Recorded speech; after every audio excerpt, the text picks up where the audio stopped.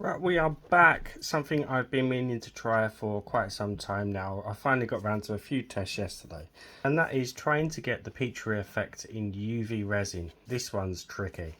But let me show you how close I got yesterday. And this was using the Resin Ocean White pigment paste. It should work with any other pigment paste, but we do still need to use a little bit of alcohol, and I mean a little bit. So I'm going to start by mixing my white. Now I'm not really worried about colours at the moment. The trick is to get this to work with the white first.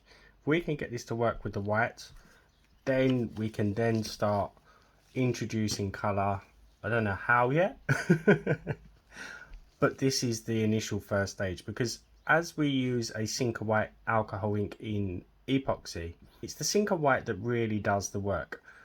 Even if you're using opaque inks like you've seen me make before, we still need that white Sinker to be able to create the effect. So to that clear resin, I've got my Ocean White from Resin. I'm not measuring, I'm just squeezing a small amount into the resin. And then I'm just going to thoroughly mix that in. I'm not worried about bubbles at all. Because we're experimenting. Oh, my voice went high then. Okay, so I got my 99.9% isopropanol. This is why I'm not worried about the bubbles. I only want to add a couple of drops to begin with. I don't know whether you saw that, but it was only a couple of drops. And we want this to thin out. Now we know UV resin does not like alcohol inks at all. It doesn't like alcohol.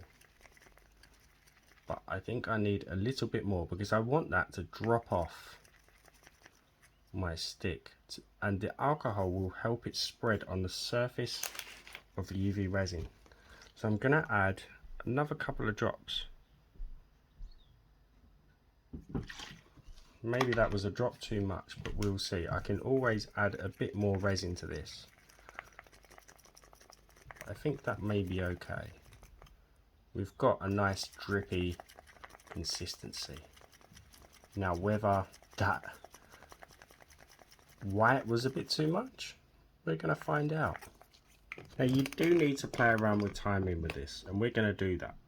So I'm just going to pour my clear into my mould, and if this doesn't work first time, I will carry on and I will get it. I know I will get it. It's just a matter of time and getting the mixture of the ingredients just right. You can see that alcohol is doing its job of spreading those white pigments across the surface of the resin. So I'm just adding my drops. Just try and cover the piece as much as possible. So it's keeping the pigments afloat, which is good, and it's also spreading them out. So those pigments will start to hopefully begin to sink into the resin. But what we don't want is what it's doing at the moment is it's beginning to do what's similar to a bloom. It's starting to sink already. You can see like a lacing effect from the alcohol causing cells. It's still a really cool effect. So I think even through trial, I may not get it right this video, we're still going to get some good effects. So I'm just using a pin and I'm going to stir this one now and just see what we get. Because you never know. And then I'm going to cure that on my light. 2 minutes on both sides. Okay, it's time to see what we've got. Now this is all about balance. It's balancing the ingredients together, because if I show you this on the back, I mean, it's still a little bit soft because there's too much white. But look at that. So, I mean, let's give that I wasn't expecting to get that result on the first attempt today. Let's give that another couple of minutes under my light. Okay, so I've given it another minute on the front and another minute on the back, and we're going to see, my light should turn off any second now. We're going to see if that's made any difference, because that looks like it could be the right mixture of the ingredients. There we go. Let's see on the back if that There's still a little bit of flex, not much. We can always seal that in. It's not a liquid, it's just softness.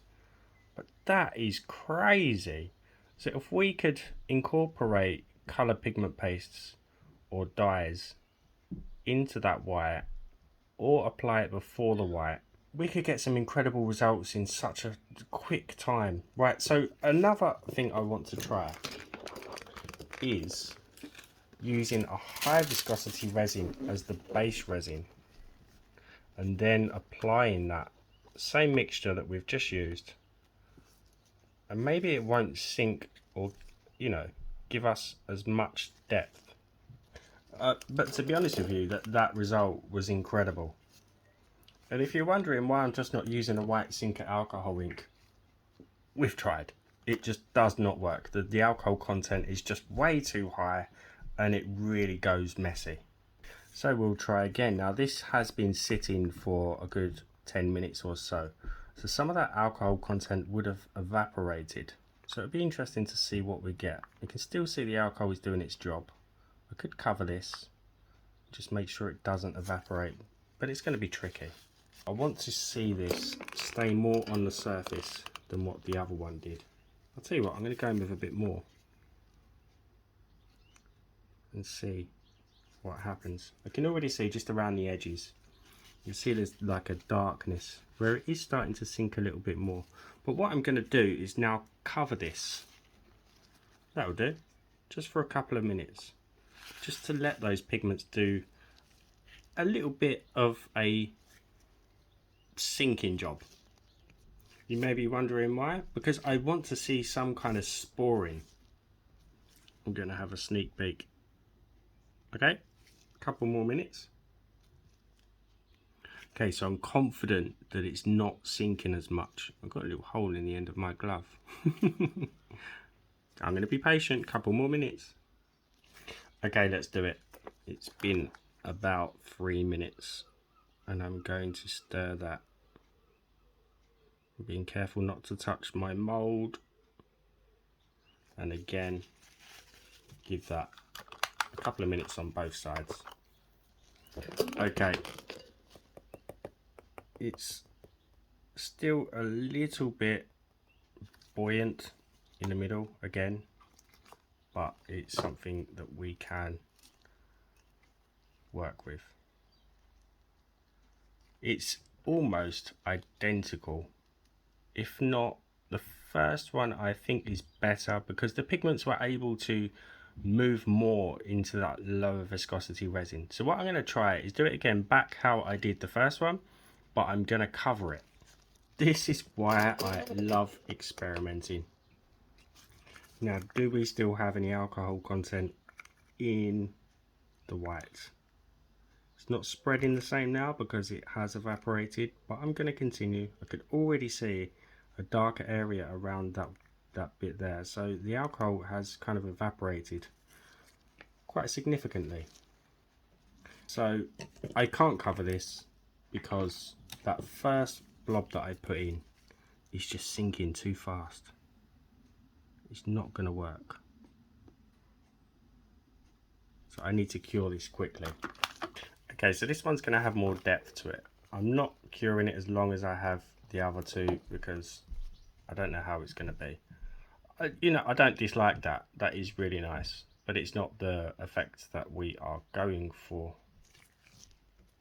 So hopefully this is giving you also an understanding of the balance between the ingredients that we need to use. Now I probably just put in too much alcohol, but we're gonna try it anyway, because sometimes you can just have happy accidents.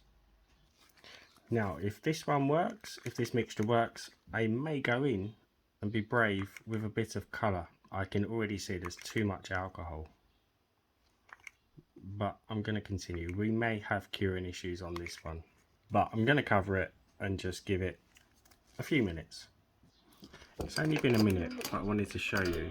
It's moved the pigments across the surface area a lot better, and it's a lot less opaque, so maybe the light is going to be able to cure through a lot better. So I'm hoping by doing this some of the alcohol is also going to evaporate. Okay, it's only been a couple of minutes. I'm too impatient. I want to see how it's working. And now with our light. As always, massive shout out to my channel members, anyone who's bought me a coffee or a super thanks. Thank you very much. Okay, again, it's had a couple of minutes on both sides. Did we get anything different?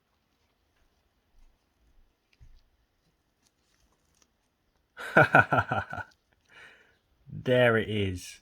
That is what we want. So accidentally adding too much alcohol has dispersed those pigments across the surface better, and by giving it that few minutes under that black lid has given us the first ever Petri effect in UV resin. So this is incredible. This is absolutely incredible. Right, let's check the back. Now, this is not something that I'm going to be easily able to give you the correct ratios for. We've still got a tiny bit of flex there. But again, it's not liquid form. It is just buoyancy. There's no oozing liquid inside there. So I could easily just dome that up to make the back a bit more solid, but it's not moving around in a liquidy form. That is insane. So let's introduce a little bit of color to our white, but by doing this, sorry for the wobble, we're also changing that balance inside what we've already done. So I'm only going to add one drop, and this is the liquid dyes from Let's Resin. One drop, less is best to begin with. It's going to be very pastel in color. It may affect the curing, anything can happen, but it's a step in the right direction. It's very, very pale. And I know some of that alcohol content has probably evaporated again. Let's find out. Could this be, or it's spreading the same, could this be the next best thing since Petri was invented? Right, again, we're going to cover that up. So if you are going to experiment with colours, I'd suggest cracking the base white first. Once you have the base white correct, then start playing around with powders, because colours. I was going to say you could always try mica powder. The alcohol should help keep it afloat. You could experiment with pigment paste, you could experiment with lots, but remember that it's finding that balance on that seesaw. You want to hit it smack bang in the middle on the kind of the balance to get it right. But this will work with any viscosity UV resin. Again, balance. So the trouble with using alcohol inks in UV resin is that you do need quite a bit. So you'll introduce a drop of the colour or 2 drops of your alcohol ink colour, which covers the surface. Then you've got to apply the sinker. You could try it as an opaque, but you're still going to have way too much alcohol content, and it's really not nice. There are ways of doing it by letting it sit and persevering, but the risks are way too high. You're going to end up with lots of trash pieces that are just really not good. And some people watching this may think, well, okay, but you're making an alcohol ink. No, I'm not. This is not an alcohol ink. This cannot be stored away. It could probably be stored into a really opaque mixing pot to be used again. Whoops. But this is not an alcohol ink. I mean, this would not have worked in the same way at all as an alcohol ink. So did the liquid dye interfere at all with our sinker? That is insane. I know it's pastel, but that is an incredible start to this. Right, I'm going to do a bit more experimenting. I'll tell you what I have done at the end. It's actually going to be easier for me to do this as I go. So I've just added two more drops of the liquid dye, the purple liquid dye, to the same mixture that I had. After this experiment, I'm going to add some more white to see if we can get some deeper spore effects. But if you are interested on what kind of effects you get with alcohol inks in UV resin and just how risky it can be, check out my video #44. It was done quite some time ago, but you will not get the effects that I'm showing you here. Okay, so that was with a couple more drops. Let's see the back. Again, there's a flex there. It's not liquid form, so I'm going to seal that one in with another layer. But I do think if I left that under my lamp for a little bit longer, that would have set. And there we have it. Right, so now to increase the amount of white that is in our mixture.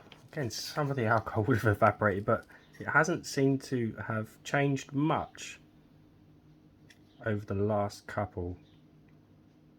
Now, I'm going to try and work this out as a good kind of base for you, a good ingredients list. But the trouble is measuring that white. So I would go with maybe 2 ml of UV resin to begin with, just a squeeze of white, and maybe 5 drops of the 99.9% isopropyl, and then you've got your starting point. If it sinks too fast, add a couple more drops of the alcohol, but you don't want too much. You want that kind of spread and that webbing that we've seen. Again, just that dash of the white to begin with. And this may need adjusting again with a couple of drops of alcohol, depending on how much depth it gives, how much that white sinks. And it's still spreading pretty nicely. Okay, I may stop here with this because it's going to get very long-winded with lots of different experiments. But let's see if the extra white made a difference. I'm not sure it did. You can see I've done a big heart as well, and I've just covered them with a very thin smoky black mica powder. So as always, give the video a thumbs up, drop me a comment if you haven't subbed. It is free, hit that button for me. I think this is worthy of a sub, and share it. It has made a difference. We've got deeper spores, maybe too deep. I did leave this one quite a while though, because I went to work on this one whilst that one was covered. So this one probably won't be as deep, but that is incredible. Just a couple of days of experimenting. And the ones that I experimented on yesterday, where they've been sitting here with UV light also exposed to them, it's still a little bit soft, but this, I really went heavy on that one. Now this one I didn't go as heavy, and it is solid. It is absolutely solid. So don't be worried. Just extra curing time. Right. Oh, what have we got? Oh, we've got some deeper spores. Look at that. So it did go deeper. I did add quite a bit in there. But that is incredible. So a bit more white and you can get more, a lot more detail in there. Less white, you get more of a controlled Petri effect. But yeah, I really hope you enjoyed this experiment, because I did. And I'm amazed at these results. And again, there's no liquid inside. It is set absolutely solid. Right. I'm really happy with these. I will see you for the next one. Bye for now.